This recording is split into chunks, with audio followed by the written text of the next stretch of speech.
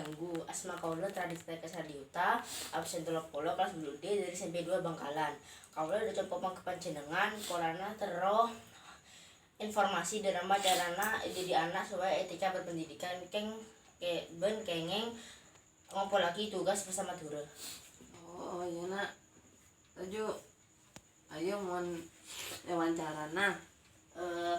Menurut pendapat ibu, drama carana adidi anak sesuai dengan etika berpendidikan. Detik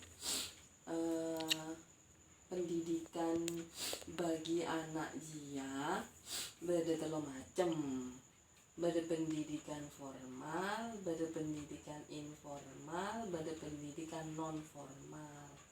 Mon pendidikan formal aja pendidikan seekole mosonak kana nang sekolahan sebeda kurikulum mah terstruktur terjadwal dalam forum yang formal ya. Nah, mon pendidikan informal aja pendidikan seeproleh mosonak kana moso peserta didik keberlangsungan memperolehnya itu melalui di luar pendidikan formal. Apa contohnya? Contohnya pendidikan di lingkungan, kemudian pendidikan di keluarga.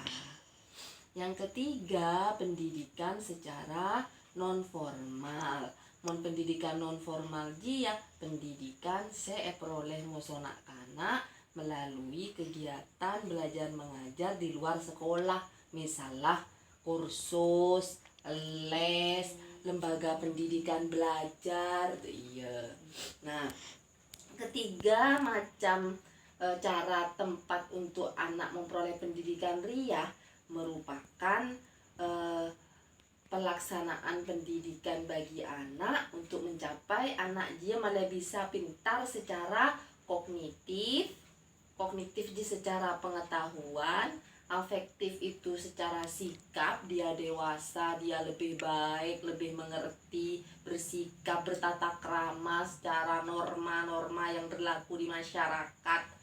Nah, kemudian yang terakhir secara psikomotorik. Secara psikomotorik dia artinya nah karena ditangkas cak deh yo. Bodo orang kecelak naudzubillah. Bodo orang kena bencana. Kampung kena bencana. Nah karena dia sigap untuk memberikan pertolongan. Berenak-anak labu sigap nolongin, mencegah, melindungi anak-anak dia malah terlindungi dari selabu lo parah, dibantuin. Terus ada orang mau menyeberang jalan, dia cekatan cepat. Iya, dia merupakan pelaksanaan pendidikan dalam formal, informal dan non formal. Siapa boleh saya terlibat dalam didik anak dalam etika berpendidikan? Saya terlibat ya jelas pada peserta didik itu siswa baik tingkat pendidikan dasar maupun pendidikan menengah. Kalau pendidikan dasar dia orientasinya untuk memberikan kemampuan dan keterampilan kepada peserta didik dalam hal memiliki karakter kemanusiaan. Pendidikan dasar itu terfokus pada untuk mencetak peserta didik itu bisa memiliki kemampuan dan keterampilan dalam karakter kemanusiaan. Nah, lanjut ke pendidikan tingkat menengah. Tingkat menengah itu juga pecah lagi. Ada menengah umum, ada menengah kejuruan. Kalau menengah umum itu orientasinya adalah untuk memberikan kemampuan dan keterampilan kepada peserta didik.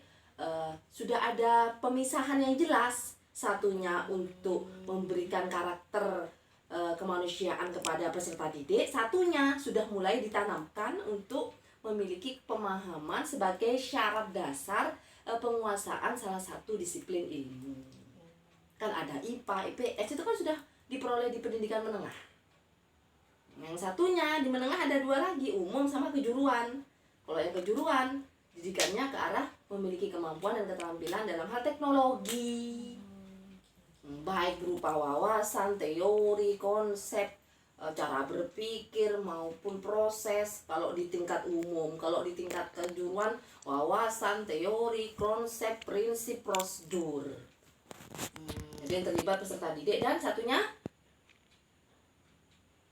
peserta didik dan pendidik. Pendidik itu bisa guru kalau di pendidikan formal. Kalau di pendidikan informal itu pendidik itu bisa orang tua, bisa masyarakat sekitar, sesepuh di masyarakat, orang-orang yang disegani di masyarakat, tokoh masyarakat, itu di informal. Yang terakhir pendidikan non formal ya kayak guru les, guru lembaga tutor di lembaga pendidikan gitu. Mon adidi anak sesuai dengan etika berpendidikan ini kan bu sejak bila mon adidi ini kah? Dilihat dari lingkungannya dulu. Kalau pendidikan informal ya sejak lahir kan, sejak anak itu keluar dalam lingkungan keluarga sudah ada didikan dari orang tua berupa perilaku orang tua yang menjadi contoh bagi anak. Kemudian kebiasaan dari orang tua, kemudian cara mendidik orang tua kepada anak itu sudah merupakan upaya dari pendidikan informal yang dimulai dari anak itu sejak lahir.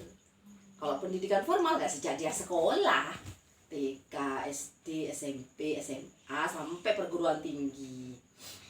Kalau non formal ya setelah dia sekolah juga kan dia mengikuti pendidikan tambahan di luar sekolah berupa les ke gurunya, les di lembaga bimbingan belajar kayak Primagama, Ganesha gitu.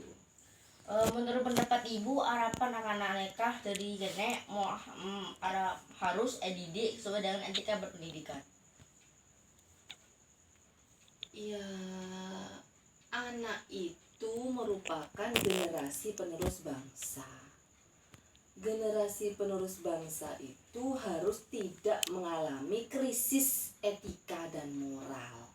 Kalau terjadi krisis etika dan moral, itu nantinya akan menyulitkan masa depannya anak itu sendiri. Karena anak itu harus survival untuk menghadapi era globalisasi.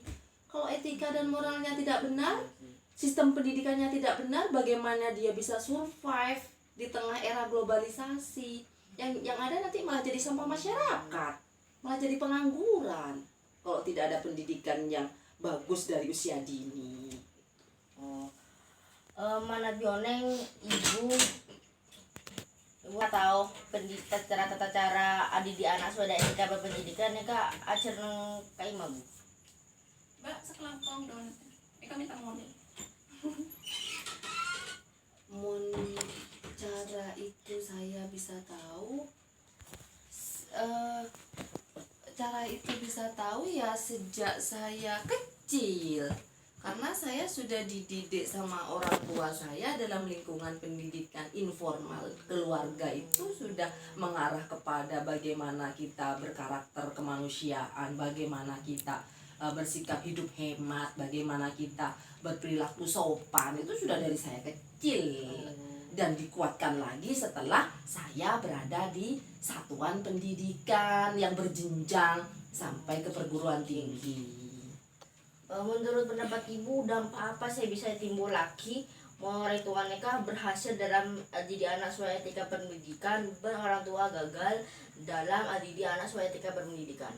Sudah saya sampaikan tadi ya, sepertinya dampak yang ditimbulkan bagi orang tua yang sudah bisa memberikan pendidikan karakter yang bagus di lingkungan keluarga itu ya dampaknya nanti anak itu bisa menjadi anak yang memiliki perilaku dan karakter yang survival terhadap era globalisasi.